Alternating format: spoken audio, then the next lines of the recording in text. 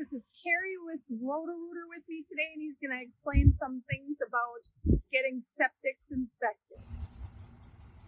So, Carrie, can you explain to us how far out and what areas you do, and then why you feel that people need a septic inspection?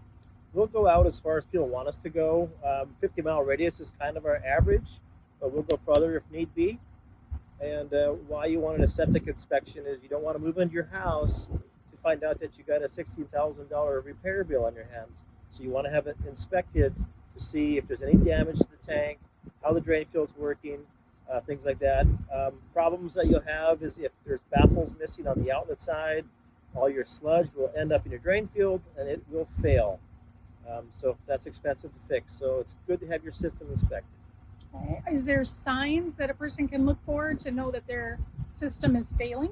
Other than if you've seen water pooling up out of the lid or pooling up in the yard, then you know you got a system that's failing. Okay. And then how about, I saw you give some customers a sheet about usage. So if you have a family of 6 versus a family of 2, is there different criteria for recommendations of pumping at all? Yes, the average family of 2 would probably have to pump their tank on an average about every 2 to 3 years. Family of 6 with a 1,000-gallon tank would have to pump their tank on an average of probably every year. So the more people you have, the more often you got to pump it. And there's a guideline that one can find on the University of Minnesota's website if you want it, or we have access to it. I can get that to you too. Okay, awesome. So Carrie, if someone has 2 septic tanks because their living quarters are large enough to deem that, do you always have to pump both tanks, or how do you deal with 2 tanks? If the second tank doesn't have any toilets running into it, you don't have to pump that one as often, but you still need to pump that one because the soaps and greases will also float to the top. They have to be removed. If there's a toilet going into it, you'll have to pump that probably just as often as well. Okay. What are your requirements in order to be able to come out to a property and pump? And then what happens if you don't have those requirements? To pump the tank properly, we need the 18-inch manhole cover exposed. If you don't have a manhole cover, then we recommend the homeowner dig down where the pipe might be. If there is not a lid down there, which sometimes there is, then they would need to cut a bigger opening into the tank, put a riser on, bring it to the surface so we can get in there and pump that out.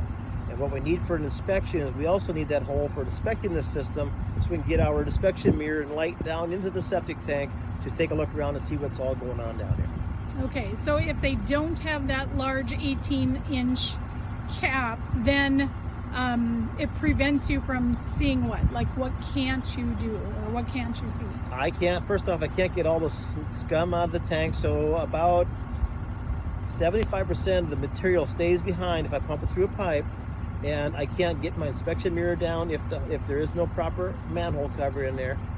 So the reason we need the big 18-inch hole is so we can remove all the sludge and the scum in there, and also large enough to get our inspection equipment down into the tank to see what's going on down there. Okay.